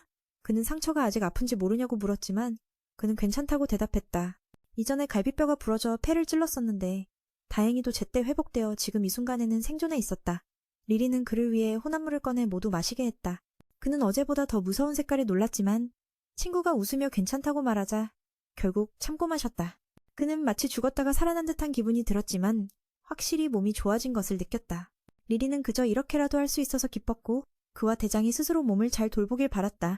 이날 알리나는 일찍 집에 돌아가 기분이 매우 좋았다. 빵집은 아직 문을 열고 있었기에 그녀는 들러서 이겼다는 특권이라며 여러 가지 빵을 샀다. 마지막 딸기 케이크를 고르려던 찰나 뜻밖에도 루리가 그 케이크를 원했다. 두 사람은 이전부터 친했기에 알리나는 양보했다. 어쨌든 일찍 돌아온 기분이 너무 좋아서 단 한 조각의 케이크 때문에 기분이 상할 수 없었다. 그들은 행복하게 케이크를 맛보며 승리의 향기를 느꼈다. 리라는 마지막 조각을 차지한 것을 미안해했지만 메이는 괜찮아. 우리 모두 여자니까 행복을 누려라고 웃으며 말했다. 이 말을 듣고 분홍머리 소녀는 안심하며 평온하게 케이크를 먹었다. 알리나는 행복 속에 승리의 맛을 느끼며 케이크를 음미했다. 리라는 마지막 조각을 빼앗겨 미안해했지만 알리나는 같은 여자끼리 행복을 누려야지 라며 웃었다. 머리 핑크색인 리라는 드디어 평범하게 맛을 즐길 수 있었다. 그녀는 제이드가 왜 그렇게 알리나를 좋아하는지 이해했다. 두 사람은 자주 이 가게에 온다고 털어놓았다. 이 가게는 가장 맛있는 디저트 집이었다. 루리는 부상 중인 친구를 대신해 젤리 포도를 사러 왔다가 같이 먹었다. 알리나는 동료를 생각하는 마음에 감탄했다. 루리는 정말 헬멧 같은 녀석이다 라며 겸손하게 말했다. 하얀 분필탑이 뭐 얼마나 할 수 있겠어. 조금만 늦었어도 2명의 동료가 목숨을 잃었을 거야. 알리나가 제때 도착하지 않았다면 그들은 정말 끝장이었을 거야. 너무 심각해 보여서 바로 화제를 바꿨어. 얼른 먹자. 식으면 맛없으니까. 두 소녀가 즐겁게 집으로 돌아가던 중 갑자기 알리나가 누군가에게 다가오는 걸 느꼈어. 그 사람이 고마움을 전하며 그녀와 친해진 동생에게 말을 걸었어. 뭔가 그가 자신을 따라오고 있단 걸 직감한 알리나는 꽤 짜증이 났지. 그는 웃으며 마음속으로 믿고 있었어. 적어도 한 번쯤 그녀가 병문 안을 올 거라고. 하지만 그런 일은 절대 없을 거야. 일이 끝나야 갈 수 있는데 시간이 없잖아. 게다가 알리나는 기숙사를 떠났고 그 청년은 꽤 속상해했지. 결국 우리 집이 최고야. 수리가 끝났으면 굳이 불편한 그곳에 남아있을 이유가 없잖아. 이쪽에서 리가 축제 깃발을 보는 걸 보고 기분 좋아졌어. 올해는 모두와 함께 갈 수 있길 바라며. 그때 빨간 머리의 한 녀석이 얼굴을 찌푸리며 나와서 그녀를 불쾌한 눈빛으로 쳐다봤어. 다음 날 아침, 축제가 열리기 10일 전, 알리나와 리라는 자유를 쟁취하기 위한 싸움을 위해 열심히 일하고 있었어. 100년 축제의 전쟁이 시작된 거지. 동생은 속으로 생각했어. 혹시 맨이 사랑에 빠진 건 아닐까? 보통 커플들만 축제를 기다리잖아. 그리고 100년 축제는 도시 최고의 데이트 이벤트로 알려져 있다. 모두가 알리나를 놀라워했다. 이제야 이 이야기를 듣다니. 리라는 그녀가 혼자 놀러 가고 싶어 하는 걸 알았기에 주변이 온통 다정한 커플들 뿐이라 혼자 가는 게 괜찮다고 위로했다. 그 말을 듣고 알리나는 진짜 강하다고 결론 내렸다. 이게 아마도 초과 근무의 대가일 것이다. 그러자 리라는 울음을 터뜨리며 같이 가고 싶다고 했다. 하지만 그날은 이미 약속이 있다고 했다. 그녀에게 그 사람이 궁금하냐고 물었더니 그가 사형집행인이라고 말했다. 맨은 너무 충격받아 머리를 내려쳤다. 걱정하며 그녀가 혹시 속고 있는 건 아닌지 생각했지만 그 얼빠진 녀석은 미니어처 사형집행인 모형을 꺼내며 함께 놀러 갈 거라고 했다. 그녀가 매우 존경해서 많은 시간을 들여 만들었다고 자랑했다. 두건을 벗으면 잘생긴 얼굴이 보인다고 상상하며 리라는 할 말을 잃었다. 맨은 시간이 다 됐다고 서둘렀다. 갑자기 밖에서 많은 발소리가 들렸는데 수백 명의 모험가가 한꺼번에 축제장으로 달려오고 있었다. 알리나는 그 광경에 얼어붙었다. 서류 작업을 마친 후 모든 접수 직원들이 피곤해 쓰러졌다. 왜 이런 일이 벌어졌는지 모르는 상태였다. 최근 모험가들에게 좋은 임무가 없었기 때문이다. 이 문제를 해결하고자 그녀는 즉시 상사에게 달려갔다. 그렇지 않으면 오늘처럼 혼란스러운 사태가 계속되어 3일간의 축제가 끝나버릴 것이었다. 장면은 은빛검팀으로 전환되었다. 그들은 새 멤버인 어린 세인과 함께 연습 중이었다. 세인은 근접 전투 능력이 뛰어나 은빛검팀이 예전 위상을 되찾는데 중요한 인물이었다. 세인도 두려움 없이 괴물과 맞섰다. 한 번 공격에 성공하고는 자축하기도 했다. 나머지 3명도 칭찬했다. 확실히 젊은 공격수 중 최고였다. 그런데 그 순간 괴물이 세인을 강타해 멀리 날려버렸다. 제인은 루리의 치료 덕분에 방어할 수 있었다. 하지만 지난 사건 이후 그녀가 심리적 충격으로 다소 느려졌다. 세인은 화가 나서 도발했고 그 결과 성급한 행동으로 늑대에게 무기를 빼앗겼다. 이 광경에레는 절망하며 한숨 쉬었다. 바로 그때 사형집행인이 나타나 한 번의 배기로 괴물을 반으로 갈랐다. 훈련은 여기서 끝났다. 그녀는 화가 나 사형집행인을 데리고 다른 곳으로 가서 이야기할 일이 있다고 했다. 그 녀석은 맨이 너무 멋있다며 단 한 방에 적을 쓰러뜨린 모습에 감탄했다. 자신은 겨우 극힌 상처만 내서 실망했다. 그래서 은빛검팀에 들어가는 걸 거절하고 더 수련하기로 결심했다. 아직 자격이 없다고 생각한 것이다. 회의실에서 제인은 모험가들이 몰려온 사건을 예측했다. 그녀는 하늘을 쳐다보며 오늘 아침부터 얼마나 힘들었는지 토로했다. 클레는 사과하며 모험가들이 몰려온 이유를 설명했다. 누군가 특별한 유물을 얻을 수 있는 임무 정보를 퍼뜨린 것이다. 이 임무는 아마도 기술이었기에 모두가 흥분했고 누구나 사형집행인처럼 강력한 능력을 갖고 싶어 했다. 이 사건 뒤에는 마신 부활 위험이 도사리고 있었다. 앞선 사건과 같은 위협이었다. 듀어는 소문을 퍼뜨린 자를 반드시 찾아내겠다고 약속하며 임무가 가짜임을 공식적으로 발표해 모두를 진정시키려 했다. 알리나도 진정하고 새로운 소식이 있으면 반드시 자신에게 알려달라고 요청했다. 이후 제이는 루리와 이야기를 나누며 연습 중 그녀가 평소와 달리 망설였다고 물었다. 핑크머리는 새 멤버에게 아직 익숙하지 않은 척하며 이전에 있었던 마신 사건으로 인해 마음이 복잡한 듯 보였다. 팀원들이 준 선물로 마음을 달래고 있었다. 그 선물은 마신이 생긴 상처를 가라앉히는 데 도움을 주어 팀원들을 안심시켰다. 루리는 두 동료에게 감사 인사를 받으며 무척 기뻐했다. 한편 맨은 점심시간에도 계속 초과 근무를 하며 일에 몰두했다. 리라가 물으니 초과 근무를 하지 않으면 밤까지 일을 끝낼 수 없기 때문이었다. 동생은 임무를 조절해 미인계를 써서 모험가들의 이야기를 들어주면 다음에는 더 순조로울 것이라고 제안했다. 하지만 알리나는 그런 술책은 쓰고 싶지 않다고 거절했다. 밤이 되어 은빛 검팀과 회장비는 이전 자프 사건과 이번 사건이 우연이 아니며 배후에 누군가 음모를 꾸미고 있다고 판단했다. 곧 많은 사람들이 죽어 마신 부하를 돕기 위해 영혼을 바칠 가능성이 컸다. 알리나는 초과 근무 중 괴롭힘을 당하며 욕을 먹었지만 누군가가 축제를 즐길 수 있게 도와줄 방법이 있다고 말했다. 그녀는 냄새를 맡고 즉시 거절했다. 예상대로 조건을 내걸었기 때문이다. 청년은 백년 축제에 그녀를 데이트하러 초대하고 싶었다. 이번에는 그녀가 거절했다. 하지만 일이 산더미처럼 쌓일 것을 생각하니 다시 생각해야 했다. 어차피 데이트하면서 놀 수 있다면 두 해 전처럼 일만 하는 것보다 낫다며 어쩔 수 없이 하루만 같이 가기로 했다. 하지만 사랑해서 간 게 아니라는 점을 분명히 했다. 기뻐하며 의욕을 다져 축제 전에 모든 일을 끝내고 소문을 낸 자들을 찾아내기로 했다. 유물에 특별한 기술이 담겨있다는 소문 때문이었다. 알리나는 은빛검팀과 함께 축제 전의 문제를 해결하러 떠났다. 그렇지 않으면 일이 다시 몰려올 것이다. 그 모습을 보며 루리는 그녀가 너무 열심이라 웃음이 나왔다. 그녀가 입은 복장이 무엇인지 물었더니 소문을 낸 자들을 유인하기 위해 변장해야 한다고 했다.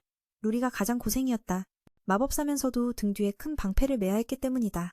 소문을 낸 자들은 주로 신참을 노리기에 이런 변장이 필요했다. 앞으로 많은 이들이 희생되어 영혼을 바쳐 마신을 부활시킬 가능성이 높아 알리나는 야근하느라 바쁜데 몇 명이 방해하며 욕을 했지. 그러다 자신이 방법이 있다고 말하며 확실히 축제에서 즐길 수 있을 거라 했어. 매는 냄새가 난다며 즉시 거절했어. 예상대로 조건을 내밀었거든. 청년은 백년 축제에서 그녀를 데이트에 초대하고 싶었어. 이번엔 거절했지. 어찌 받아들일 수 있겠어? 하지만 일이 밀려 쌓이는 걸 생각하니 다시 생각하게 됐어. 데이트하며 놀러가는 것도 나쁘지 않아. 두 해 전처럼 일만 하는 것보단 낫지. 결국 그녀는 어쩔 수 없이 그와 함께 놀러가기로 했지만 사랑해서가 아니라고 단호히 말했어. 기분 좋게 마음을 다잡으며 축제가 시작되기 전 모든 일을 끝내려 했지. 유언비어를 퍼뜨린 놈들을 찾기 위해 알리나는 은하단과 함께 움직여 해결하려 했어. 축제가 시작되기 전에 말이지. 그렇지 않으면 일이 또 산더미처럼 쌓일 테니까. 그녀가 너무 열정적인 걸 보니 웃기기도 했어. 그녀가 입은 옷이 뭔지 물었더니 유언비어를 퍼뜨리는 자들을 유인하려면 이렇게 위장해야 한다고 했지. 네가 가장 힘들었어. 마법사인데 거대한 방패를 등에 짊어져야 했으니까. 유언비어 유포자들은 보통 신입을 노리기 때문에 이렇게 변장에 유인해야 했어. 신입 시절에 이런 옷이 있었다면 정말 기뻤을 거야. 네가 이 문제에 대해 이야기하자 갑자기 침묵했어. 네 명은 높은 곳에서 아래를 내려다보며 여기가 신입용 C급 감옥, 영혼의 숲임을 알게 됐지. 잠시 후 그들은 호숫가에 멈춰 휴식을 취했어. 이곳은 모험가들이 안전하게 선택하는 장소였고 유언비어 발원지이기도 했어. 그래서 여기서 기다리는 게 가장 효과적인 방법이었어. 알리나는 대장에게 강 건너 바위까지 수영하고 다시 돌아오는 게 모험가들의 고전놀이란 설명을 들었어. 해볼래? 하고 묻자 바로 거절했지. 그녀는 그가 진지하게 일하길 원했어. 그런데 야수의 기술이 아직 반응이 없었어.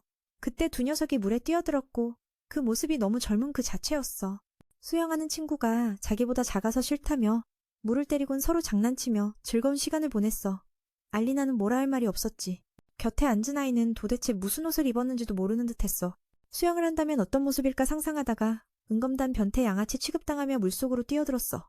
동생 둘은 어쩔 줄 몰라 했고 저녁까지도 모두 모여 불도 못 피우고 기다리기만 했지. 그때 대장은 루루리 연습도 도와줘야 했어. 알리나는 은검단에 가입하려면 모두 베테랑 모험가일 거라 생각해 꽤 놀랐어. 그녀는 당시 세우스 기술이 아직 새로워 협력이 익숙하지 않아 모두가 훈련해야 했다며 말했다. 그 말에 그녀는 친구가 괴물을 만나 놀라 땅에 쓰러졌다가 스스로 회복한 장면이 떠올랐다. 지금은 그 친구가 팀의 믿음직한 헬러가 되었지만 그녀 자신은 단지 조금 강한 기술을 가졌을 뿐 아무것도 아니라고 부정했다. 팀장은 그녀에게 자신이 옳다고 생각하는 대로 하며 자신감을 가지라고 조언했다. 바로 그 순간 데이는 누군가 다가오는 것을 느끼고 즉시 동료들에게 알렸다. 모험가 팀이 다가왔고 그들도 싫어온 척하며 자신을 소개했다. 그들은 지하 감옥에서 더 많은 돈을 벌고 싶어 했지만 좀처럼 나아지지 않는 상황이었다. 이 인물은 즉시 연습 없이 강해지고 싶어하며 그들을 유혹했다. 데이는 세상에 그런 좋은 일이 있을 리 없다며 연기했다. 그는 그게 꿈만은 아니라고 말하며 그들에게 비밀 임무에 대해 아냐고 물었다. 그들은 이야기를 계속 들었다.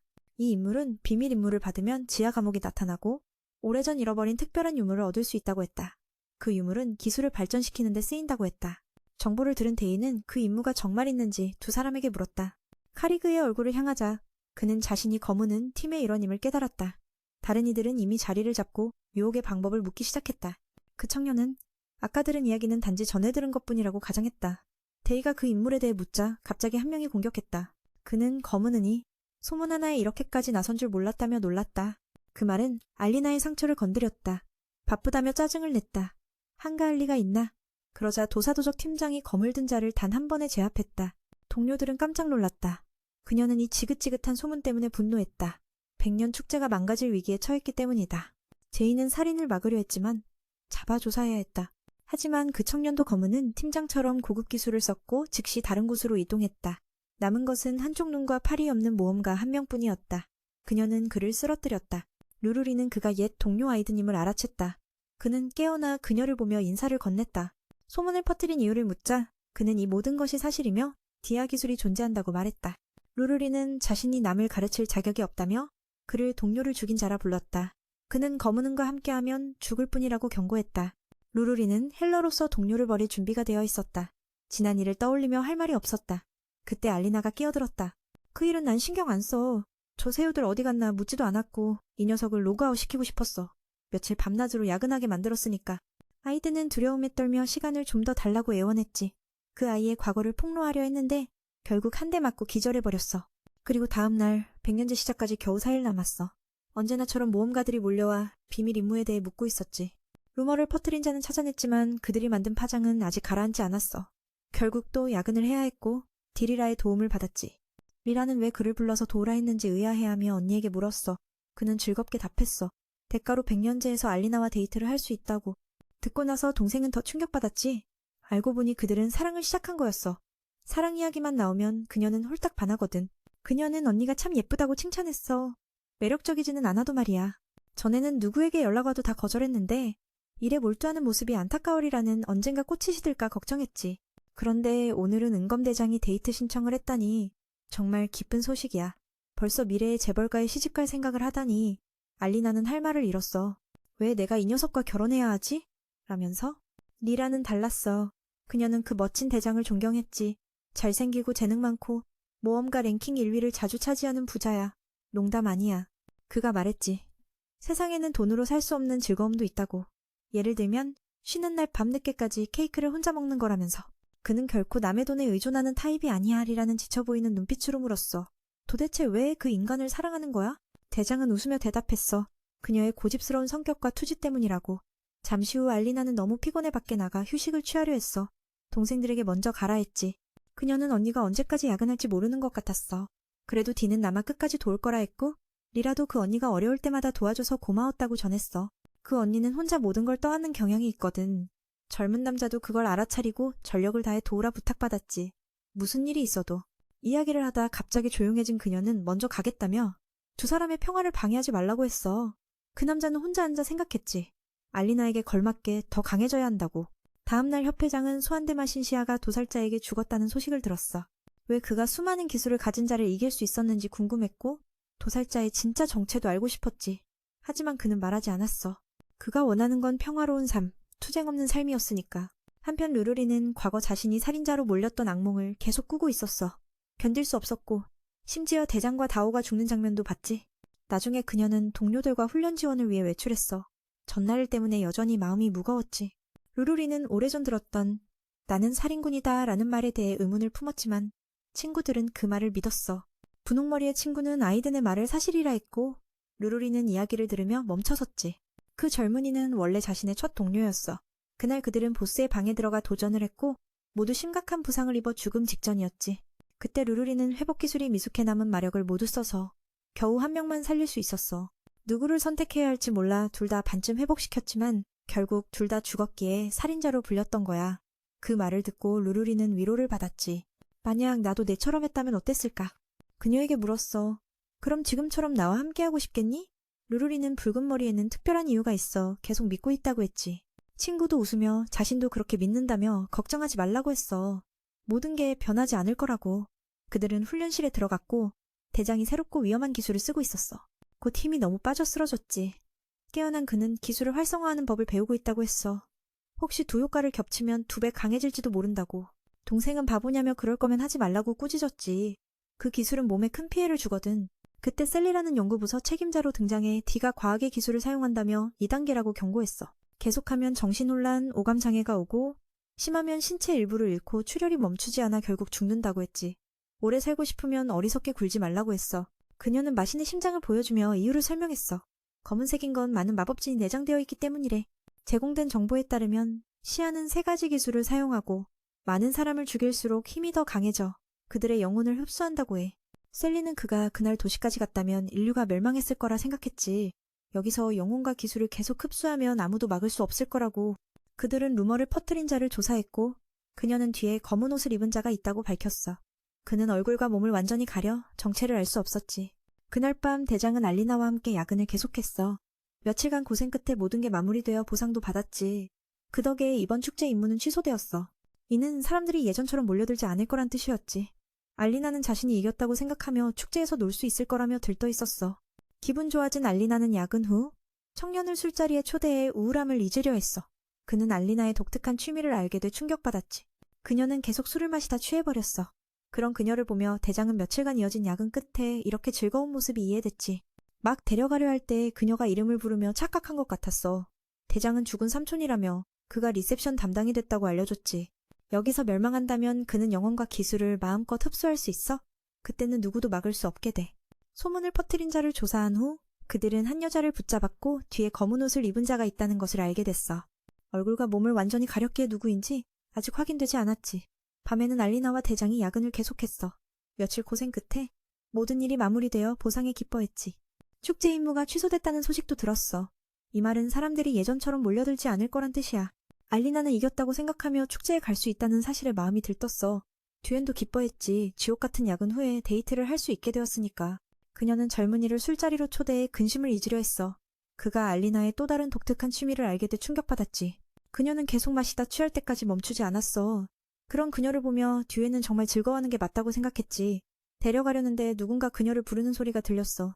알리나는 오해하고 있었는데 그건 예전에 죽은 아저씨였어.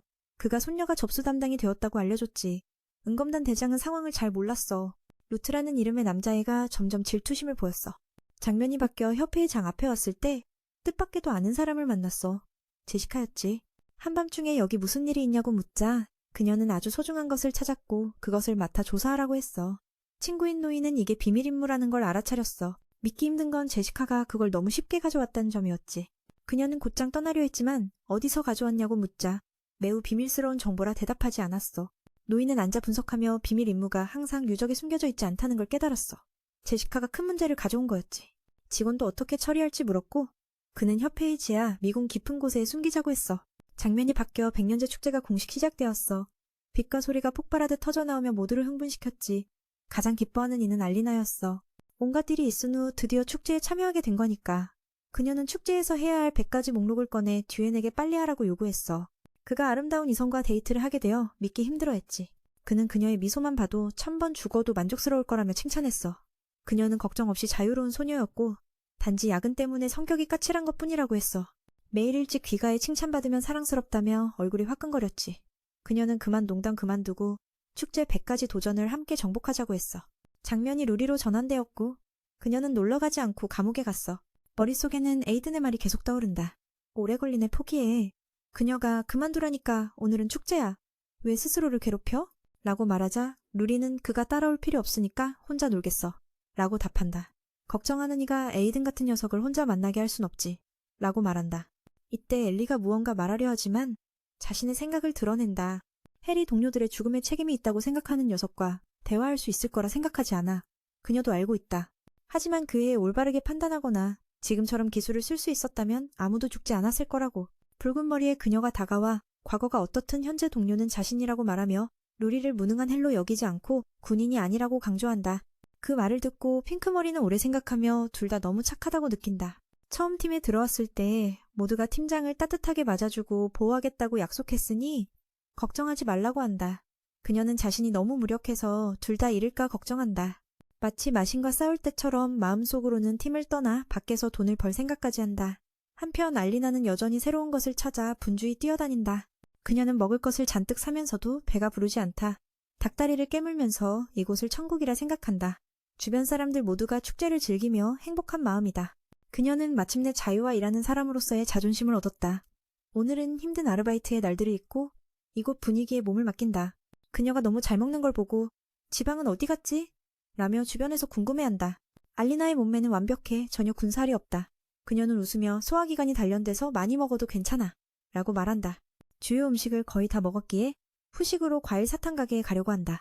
그 가게는 과일을 사탕으로 굳힌 독특한 곳이라 꼭 가보고 싶다. 그 말을 들은 에이드는 손을 내밀고 그녀는 눈을 동그랗게 뜨며 광장은 사람이 너무 많아서 길을 잃을 텐데 라고 말한다. 그래서 손잡는 게 제일 좋아. 알리나는 냉정하게 길을 잃어도 괜찮아 라고 말한다. 그는 난 이 순간을 항상 기다렸어 라고 답한다. 알리나는 아까부터 계속 음식을 들고 있어서 손을 잡을 기회가 지금뿐이지만 거절한다.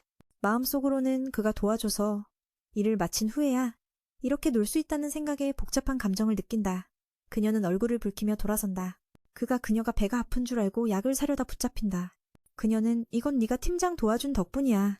돈 벌기 너무 좋아서 멍해졌어 라고 말한다. 잠시 멍하니 있다가 두 사람 곁으로 돌아간다.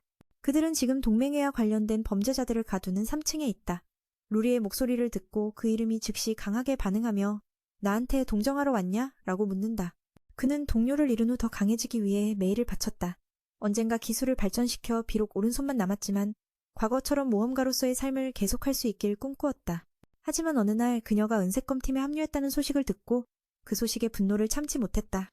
만약 디아 기술을 손에 넣는다면 그 첫 번째 목표는 복수를 위해 작은 자를 죽이는 것뿐이었다. 그 후 그를 막기 위해 나섰지만 더 말해봐야 소용없었다. 두 사람이 떠난 뒤 뜻밖에도 2명이 나타나 중요한 동료를 맞이하기 위해 왔다. 또 한 명이 축제에서 소동을 일으킬 거라며 그들이 이곳을 벗어날 기회를 주었다. 그들은 손을 꼭 잡고 행복감을 느끼며 지금까지의 노력들이 헛되지 않았음을 실감했다. 그 여자는 얼굴을 붉히며 이런 건 별로 좋지 않아. 한쪽이 무력해진 것 같은 기분이야 라고 말했다. 그때 광장에서는 광대가 물로 동물의 형상을 만들어내는 기술을 선보였지만 곧 그가 주변 사람들을 얼려 혼란을 일으켰다. 알리나는 100년 축제가 이렇게 망가지는 걸 보고 충격에 빠지고 아직 축제를 온전히 즐기지 못해 분통이 터졌다.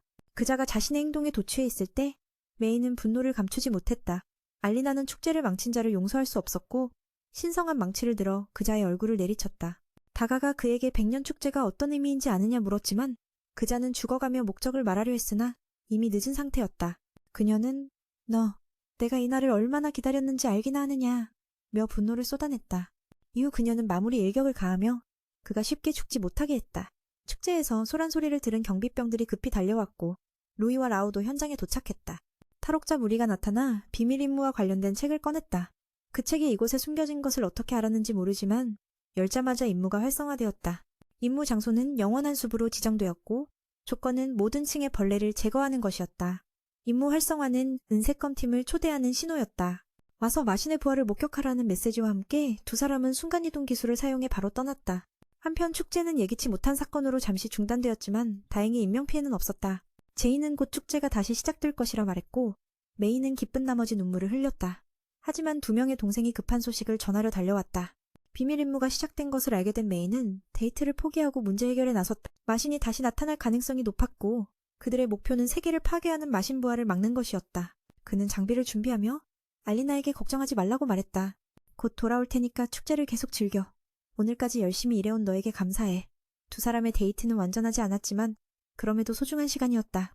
상점 밖에 다시 문을 열었고 알리나는 잠시 망설이다가 함께 가기로 결심했다. 마신 부활을 막기 위해서였다. 제이는 모두가 죽지 않도록 돕겠다며 사죄했다. 사신의 도움을 받아 그들은 영원한 숲으로 향했다. 이곳이 마신이 등장할 장소였고 숨겨진 층은 진정한 감옥과 같았다. 방장과 그 일행도 있었고 사신도 그 자리에 있었다. 그들은 두려움 없이 마주했다. 제이는 적 3명을 묶었고 마신의 부활은 피를 흘려야만 가능했다. 붉은 머리에 얼음 기술이 온몸에 퍼지며 목표를 봉쇄하려 했지만 동료를 위해 희생한 자가 기술을 무효화했다. 이는 두려움 그 자체였다. 그는 자신이 가진 쓸모없는 기술과 죽음을 받아들이며 운명을 바꾸고자 했지만 아이드는 상황을 이해하지 못했다. 그는 마신이 자신에게 디아 기술을 줄 것이라 믿었으나 진실은 달랐다. 그의 진짜 목적은 최강의 악을 부활시키는 것이었다. 제이는 왜 이런 위험한 일을 벌이는지 물었고 상대는 솔직히 말했다. 빛나는 기술을 가진 은색검 팀은 우리처럼 고통을 이해하지 못한다. 내 기술은 단순히 탈출용일 뿐 전투에선 짐짝일 뿐이다. 그래서 점점 부담이 되는 게 현실이다. 그는 세상의 불공평함에 질문을 던졌다. 어째서 강력한 자들은 무작위로 힘을 받고 불운한 자들은 고통만 받아야 하는가? 그러던 중 검은 옷을 입은 자가 나타나 그의 절망을 이용해 세상을 파괴할 수 있다고 말했다. 삶에 지친 그는 망설임 없이 그 제안을 받아들였고 결국 마신을 부활시켰다. 죽기 전 그는 세상을 멸망시키길 간절히 바랐다. 그 말을 들은 그 여자는 혐오감을 느꼈다. 한 명인 줄 알았던 적이 둘이나 있었다. 단번에 공격을 시작한 비에나는 쌍둥이 동생 페나와 함께 디아 기술을 사용했다. 같은 무기를 가진 두 사람이 신의 화살을 소환하며 전장을 지배했다. 알리나는 충격에 휩싸였고 한마신이 어려운데 두 명이라니 그들이 능력을 공유하는 것 같다고 생각했다. 그들은 우리 둘이지만 하나라고 말하며 공격 준비를 마쳤다. 은색검 팀도 전투태세를 갖추었고 비에나는 바로 팀장의 심장을 노렸다. 알리나는 그 화살을 막으며 놀라움을 감추지 못했다. 공격은 가볍게 느껴졌고 페나가 막아냈지만 피해는 전혀 느껴지지 않았다. 두 쌍둥이는 쓰러져도 즉시 몸을 재생했다. 가설은 두 마신의 핵을 동시에 파괴해야만 부활 능력을 막을 수 있다는 것이었다. 그러나 그것은 너무 불가능한 일이었다. 비에나는 더 강해지기 위해 더 많은 먹잇감이 필요하다고 생각했다. 지상에 그 요구를 충족시킬 자들이 많을 거라며 은색검 팀은 그들을 여기서 붙잡고자 더욱 결의했다. 쌍둥이는 마치 아무 일도 없었던 듯 몸을 재생했어. 가설은 두 악마 핵심을 동시에 파괴해야만 부활을 무력화할 수 있다는 것이었어. 하지만 이건 너무 불가능했지. 비엔나는 더 강해지기 위해 먹잇감이 필요하다고 생각했고 지상에는 그 요구를 채워줄 적들이 많을 거라 했어. 은검단은 이곳에서 그들을 붙잡으려 했지. 비엔나의 목표는 듀엔이었고 알리나에게도 해결을 부탁했어. 보통 때라면 대장의 기술로는 무기를 막을 수 없지만 여러 스킬을 동시에 쓰면 가능하다고 했어. 위험하다는 경고를 받았지만 지금은 유일한 방법이라 목숨을 걸었지. 동생 둘은 대장이 기술을 쓰는 걸 보며 무슨 뜻인지 몰랐어. 알리나는 상대의 화살을 쉽게 막았지만 듀엔과 동시에 쓰러뜨리는 타이밍을 맞추는 게 문제였어. 준비를 마친 그는 두 기술을 합쳐 방패의 마법을 강화해 악마의 화살을 막았고 화살은 산산조각 났어. 루리와 라우는 그가 방패 기술을 막는 게 놀라웠지. 듀엔은 다가가 방패에서 에너지를 전송해 검으로 비엔나의 목을 찔렀어. 맨 역시 결정타를 날려 비엔나를 사라지게 했지. 기술 중첩의 부작용으로 몸 전체가 아팠고 알리나는 괜찮은지 물었어. 듀엔은 힘들게 얻은 기술이라며 괜찮다고 했어. 아쉽게도 전투는 끝나지 않았어. 그 아이들은 또 부활했거든. 아마 상대를 쓰러뜨린 타이밍이 맞지 않았던 것 같아. 비엔나는 그들을 칭찬했지만 약한 기술의 패배에 부끄러워했지. 그녀는 힘을 키우려 먹잇감을 노렸고 아이든을 목표로 삼았어. 라우는 목숨 걸고 달려가 밀쳐내고 그 쓰레기를 다른 곳으로 데려갔어. 여기서는 짐이었으니까. 먹잇감이 달아나자 비엔나는 페나에게 뭔가 부탁했어. 그녀는 즉시 누나의 목을 찢어 흡수시켰지. 핵심을 삼킨 후 새로운 존재, 빈파가 태어났고 두 개의 활을 동시에 쓸 수 있었어. 힘도 강화되어 알리나의 전쟁망치를 폭발시키고 두 번째 화살은 그녀의 몸을 꿰뚫었어. 상황이 악화되자 듀엔은 무기를 내려놓고 그녀를 안고 숨을 곳으로 갔어. 다행히 이 상태의 악마는 영리하지 않았어. 리가 상처를 보고 이건 평범하지 않다며 회복만으로는 부족하다고 했지. 대장은 동생들에게 부활을 시도해보라 했지만 효과가 없었어. 두 아이는 싸우기 위해 분리되었어. 비엔나는 앞서 썼던 기술이 죽음을 직접 심어 구할 수 없다고 했어. 지루하지만 알리나가 죽으면 그들은 그녀의 새로운 기술을 흡수할 거야. 쟤는 분노하며 상대에게 입 닥쳐. 우리 팀원 누구도 죽게 안 둘 거야. 라고 했어. 비엔나는 명령을 듣고 화가 났지. 대장은 동생들에게 치료법을 찾으라 하고 자신은 시간을 벌기 위해 나섰어. 그는 방패와 검을 들고 적의 화살을 피했어. 평소 형태에서는 화살이 강하고 빠르지 않았어. 다시 한번 은검단 대장은 두 기술을 썼지만 부작용으로 몸이 쓰러졌어. 비엔나는 자신있게 다가와 어때? 싸우기도 전에 벌써 졌어? 약하네. 라고 했어. 그녀는 듀엔이 아무도 지킬 수 없을 거라 생각하며 영혼을 먹으라 했지. 화살은 라이에게 향했고 대장은 경험을 살려 주의를 끌어보려 했어. 그는 두 아이를 실패자라고 직격탄을 날렸고 그 말에 비엔나는 반응하며 위험용 공격을 퍼부었어. 듀엔은 그 말은 통하지 않아 라고 대답했어. 비엔나는 계속 화살을 쏘았지만 대장은 계속 피하며 반격했지. 그는 이미 부작용으로 고통스러웠지만 포기하지 않았어. 그 모습을 본 라이도 안심하지 못했지. 이 전투는 단순한 힘 대결이 아니었어. 그들의 의지와 희생 그리고 서로를 지키려는 마음이 진짜 무기였으니까. 비엔나는 듀엔이 아무도 지킬 수 없을 거라 생각하며 자신만의 길을 갔어. 하지만 대장은 마지막까지 팀을 위해 싸웠지. 그의 눈빛은 무너짐과 동시에 희망을 품고 있었어. 이 장면에서 우리는 묻는다. 만약 당신이 그 자리에 있다면 용서할 것인가? 아니면 복수를 선택할 것인가? 이 이야기는 우리 내면의 어둠과 빛을 비추는 거울일지도 모른다. 그리고 만약 인생의 갈림길에서 길을 잃었다면 이 이야기가 작은 빛이 되어 당신을 인도하길 바란다. 함께 이 여정을 나눠줘서 고마워. 그들의 얼굴에 새겨진 표시는 반쪽짜리였다. 합체 후 완전한 표식이 될 줄 알았지만 펜나는 그런 말을 믿지 말라 했다. 그는 계속해서 진실을 드러냈다. 이 형태는 재생할 수는 있지만 몸은 약하고 합체하면 사고력도 떨어져 바보나 다름없다. 그들을 반쪽짜리 마신이라 부르는 것도 틀리지 않다. 대는 깨달았다. 비엔나와 펜나는 진짜 쌍둥이가 아니라 미완성 실패작이라는 사실을. 이 사실은 고대인이 얼굴에 반쪽만 새긴 표식으로 증명되었다. 그 말을 들은 소녀는 분노에 찼다. 실패작이라니 감히 자신을 비하하다니. 그녀는 그의 영혼부터 먹고 몸을 100개로 찢어버리겠다고 했다. 하다야가 말했다. 이 생명은 작지만 쉽게 빼앗길 수 없다고. 청년은 목숨을 걸고 기술을 겹쳤었다. 융합 후 제이는 피를 토했지만 견뎠다. 한편 알리나는 치명상을 입어 위독한 상태였다. 독성처럼 강한 상처였다. 루리는 모든 회복과 정화법을 써봤지만 소용없었다. 잃어버린 동료들의 모습이 떠올랐다. 그녀는 무력함에 사과했다. 소녀도 울었고 매는 그녀에게 조언했다. 지금 이기지 못하면 모두 죽을 뿐이라고. 그래서 마지막까지 버텨야 한다고. 만약 루리가 해결책을 찾으면 꼭 실행하라 했다. 알리나는 누구도 잃고 싶지 않았다. 과거는 충분히 힘들었다. 그래서 모두 살리겠다고 다짐했다. 고통과 괴로움은 중요하지 않았다. 그렇게 도학은 스킬디아를 다시 발동하며 싸움에 나섰다. 일리는 새로운 동력을 얻은 듯 스스로에게 물었다. 내가 지금 뭘 하고 있는 거지? 과거의 참담한 실패에도 교훈을 깨닫지 못했다며 자신을 탓했다. 책임을 회피하는 듯했다. 동료를 죽인 자로 보이고 싶지 않았던 것이다. 그런 일리가 강해진 모습을 본 맨은 같은 여자임에도 불구하고 일리가 상처를 치료해주겠다고 결심했다. 조금만 기다리라 했다. 도학은 그 눈빛을 보고 믿음을 가졌다. 처음엔 두 스킬을 동시에 쓰는 게 불확실했지만 D가 가능함을 증명했고 루리도 배우며 회복 기술을 겹쳐 상처했었다. 몇 초 후 그녀는 대장이 겪은 고통을 느꼈다. 몸이 즉시 쇠약해졌지만 결심했기에 무너지지 않고 계속 유지했다. 그리고 다시 부활 능력을 발동해 오염된 상처를 점차 치유했다. 하지만 부담은 크고 루리의 손도 다쳤다. 그토록 강인한 그녀, 비록 같은 여자임에도 불구하고 리아리아는 결연히 말했다. 내가 너의 상처를 치료할게. 조금만 기다려줘. 사형 집행이는 그 눈빛을 보고 믿음을 가졌다. 처음에는 두 가지 기술을 동시에 쓸 수 있을지 의심했지만 D가 가능함을 증명했고 루루도 그를 따라 상처 회복 기술을 익혔다. 몇 초 지나지 않아 그녀는 대장이 겪고 있는 고통을 온몸으로 느꼈다.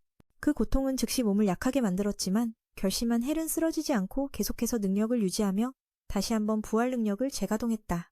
부패했던 상처는 그렇게 서서히 치유되었다. 하지만 그 압박은 결코 가볍지 않았다.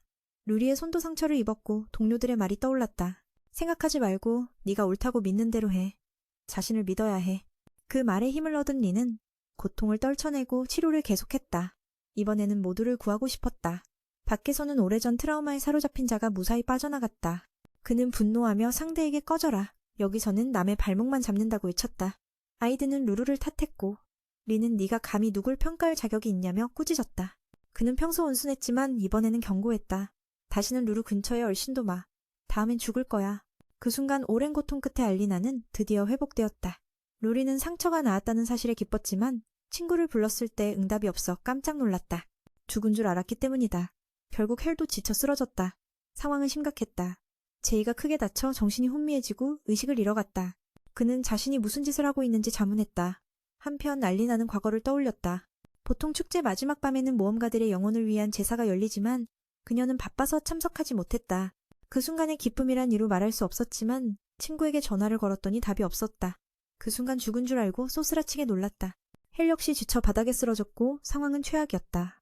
제이는 큰 상처를 입고 정신은 혼미해지며 자신이 무엇을 하고 있는지조차 의심했다. 그때 알리나는 과거를 떠올렸다. 보통 축제의 마지막 밤에는 죽은 모험가들을 위한 추모의식을 거행하지만 그녀는 접수 업무로 너무 바빠 참석하지 못했다. 그 순간 그녀가 받았던 목걸이에서 빛이 나며 알리나는 정신을 차렸다. 밖에는 아직도 지켜야 할 사람들이 있다는 사실을 기억한 것이다. 그때 막 쏘아진 화살이 알에게 날아갔지만 사신이 몸을 던져 막아냈다. 그녀의 외침에 정신이 든 젊은이는 매번 그를 볼 때마다 죽음 직전의 모습 같다고 느꼈다. 루리가 임무를 완수했음을 깨달은 대장은 안심하고 잠시 눈을 붙였다. 두 사람은 상황이 이상하다고 느꼈다. 분명 알리나는 치명상을 입은 화살에 맞았는데도 아무렇지 않게 살아있었다. 그녀는 수백 발의 화살을 맞아도 괜찮다고 말했다. 비엔나는 상대가 시끄럽게 굴자 곧바로 변신해 본래의 모습이 드러났다. 페나는 태생부터 먹히기 위해 존재하는 존재였다. 변신 후 비엔나의 정신은 흐려졌다. 사신은 화가 잔뜩 났다. 100년에 한 번 있는 축제를 기다리며 야근까지 하며 놀러가려 했는데 이 모든 일이 마신 때문에 망쳐졌다. 사신은 이대로 끝내겠다고 선언했다. 알리나에게 소중한 것을 빼앗으려 한다면 마신이든 성인이든 모두 죽어야 했다. 그렇게 그는 파괴와 멸망의 기술을 발동했다. 상대는 수백 발의 화살을 동시에 쏘았지만 사신은 모두 피하거나 막으며 상처 하나 입지 않았다. 궁수가 가까이 오면 끝난 셈이었다. 더욱이 마시는 융합체 상태라 파괴가 쉬웠다. 알리나는 기회를 놓치지 않고 전투용 망치의 날카로운 끝으로 상대를 내려쳤다. 비엔나의 몸은 산산조각나며 다시는 재생하지 못했다. 다음 날 아침 모든 상황은 안정되었다. 이제야 루리가 깨어나 모두가 기뻐했다. 그녀가 무사한 것을 보고 알리나도 눈물을 흘렸다. 모두 그녀에게 감사했다. 그렇지 않았다면 모두가 흡수당할 위험에 처했을 것이다. 앞으로는 더 이상 상실을 겪지 않도록 함께 노력하겠다고 약속했다. 저녁이 되어 알리나는 다시 축제에 참여했다. 즐겁게 있다가 갑자기 디가 나타나 그녀에게 왜 여기 있냐고 물었다. 그는 데이트를 하자고 했고 알리나는 그의 교활한 속셈을 알면서도 그냥 따르기로 했다. 그녀는 먼저 등불을 사러 갔고 젊은이에게 불을 켜달라고 부탁했다. 어린 시절에 자신이 아끼던 모험가가 죽었다는 이야기를 하며 그의 이름이 수스임을 알게 되었다. 제이는 전날 그를 질투했던 것을 깨닫고 살라고 부드럽게 말했다. 그는 부끄러워하며 그 말을 잊자고 했고 대장은 자신만이 자신을 죽일 수 있다고 장난스럽게 말했다. 그때 몇 명의 단골 손님이 와서 시간이 끝났는데도 알리나가 열심히 도와줘서 고맙다고 했다. 그녀는 기뻐하면서도 다음에는 자신이 바쁠 때는 다른 곳으로 가라고 조언했다. 이후 추모의식은 즐겁게 시작되었고 눈물 한 방울 없었다. 루리도 와서 두 사람이 전투 후 축하 파티를 하도록 초대했다. 며칠 후 맨과 팀원들은 계속해서 은하를 찾으며 보스를 물리치려고 동행했다. 그녀는 무능한 모험가들 때문에 미로를 정복하지 못해 짜증이 났고 결국 초과 근무를 해야 했다.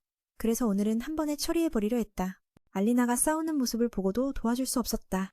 그녀는 미로 벽을 뚫고 보스방으로 돌진했다. 그런 싸움 방식을 배우는 게 맞는지 모르겠다.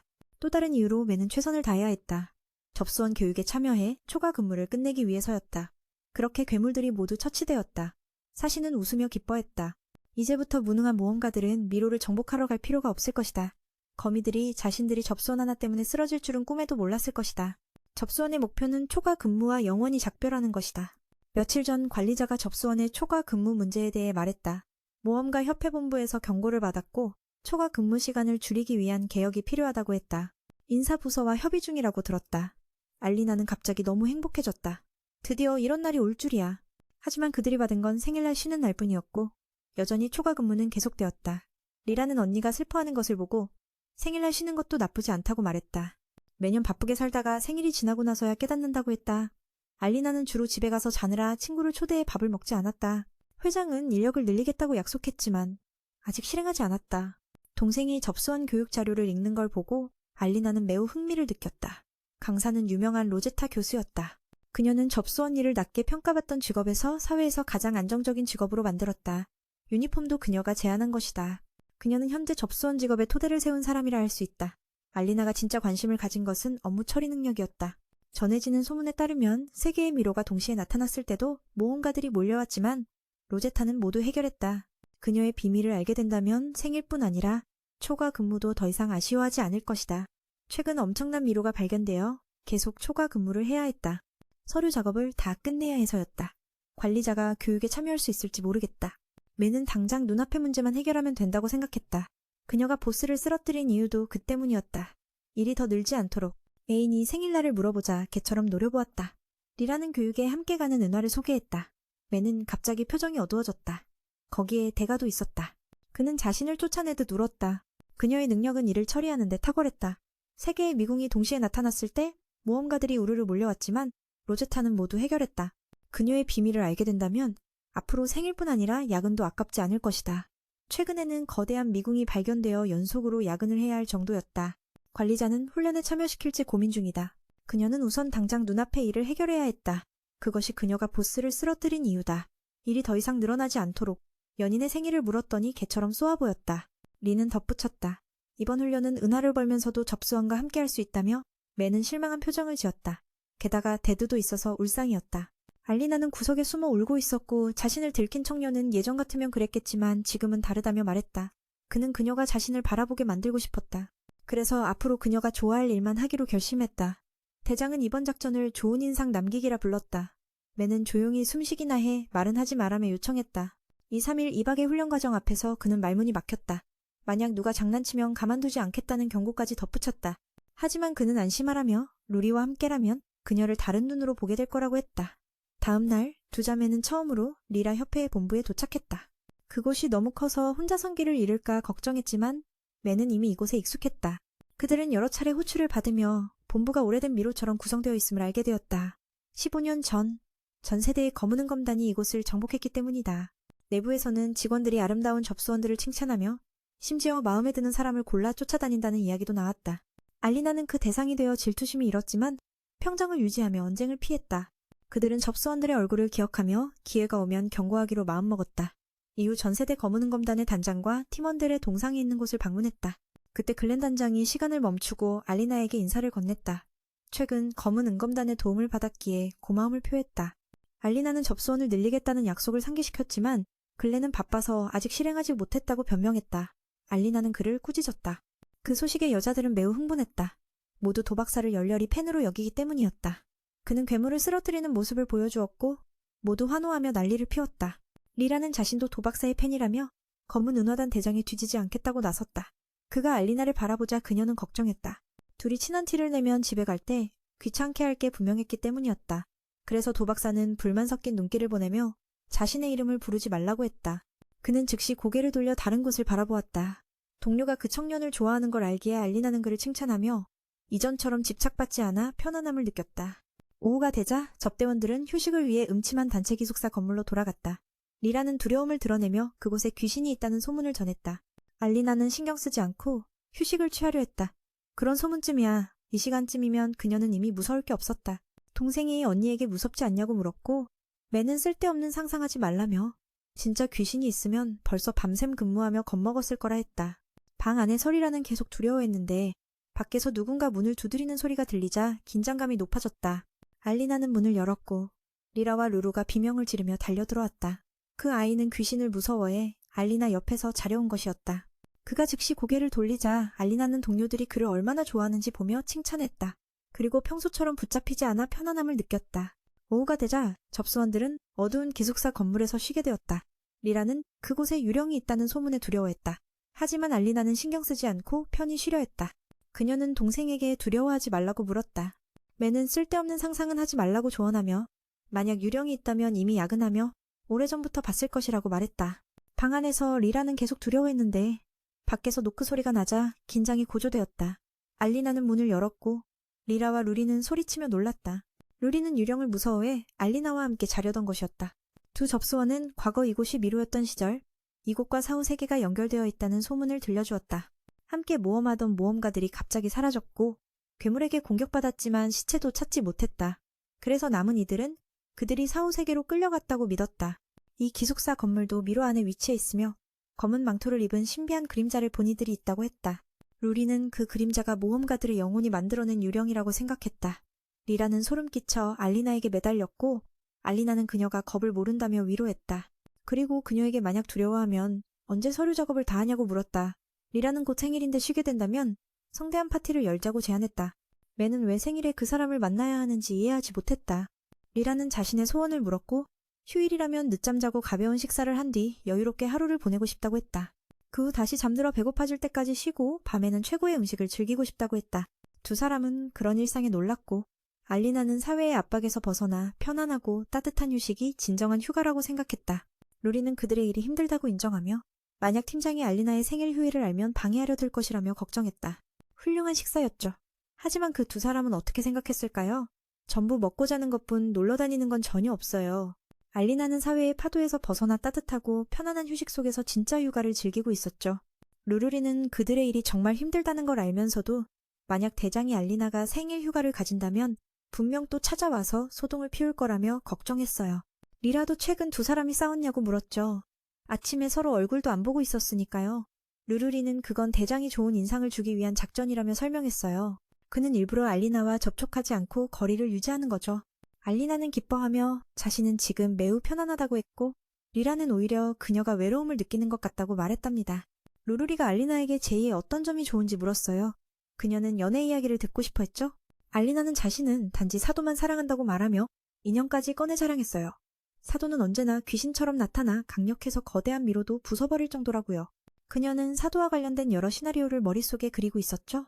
루루리는 듣고는 지친 표정을 지었어요. 아마 리라는 아직 알리나가 바로 그 사도인 걸 모르는 것 같았죠. 그래서 비밀을 지켜달라고 부탁했어요. 리라는 사도가 검은 은빛에 가입하게 해달라고 조심스레 요청했고 물론 허락받았답니다. 다만 사도가 자신에 대해 쓸데없이 떠드는 걸 원하지 않았죠. 알리나는 어떻게 막아야 할지 몰라 답답해했어요. 그때 기술팀으로부터 흑옷 남자에 관한 단서가 도착했어요. 그는 모험가들을 부추겨 위험한 임무를 수행하게 하면서 이 사건들 뒤에 숨어 있었죠. 진짜 목적은 최근 두 사건처럼 마신을 부활시키는 것이었어요. 루루리는 대장에게 정체가 있는지 물었죠. 이전에 그 녀석의 은밀한 도서관 임무에서 비밀 임무를 훔쳤는데 그곳은 몇 명만 출입할 수 있었어요. 그 남자의 기술은 도망치는 데만 쓰였기에 침투는 불가능했어요. 그래서 누군가가 그에게 물건을 빼앗는 방법을 알려준 게 분명했어요. 다음 날 리셉션 팀은 강사 로제타를 만났어요. 기회가 왔죠. 알리나는 빨리 약은 문제를 해결할 방법을 찾고 싶었어요. 질의응답 시간에 즉시 손을 들었고 사도에게 리셉션이 야근을 피하려면 어떻게 해야 하냐고 물었죠. 로제타는 그녀가 보통 사람이 아님을 알았어요. 하지만 대답은 알리나를 절망하게 만들었어요. 현실은 야근에서 벗어날 방법이 전혀 없다는 것이었죠. 로제타는 그 비법이 야근을 밥 먹듯 자연스럽게 생각하는 것이라고 말했어요. 알리나의 세상은 여기서 무너졌어요. 모든 게 무의미해 보였죠. 이후 제이가 불려와 알리나를 위로했어요. 너무 우울해하는 그녀를 달래기 위해서였죠. 리라는 방금 전 로제타가 알리나에게 일에 대한 사랑을 세뇌시켜서 그녀가 심리적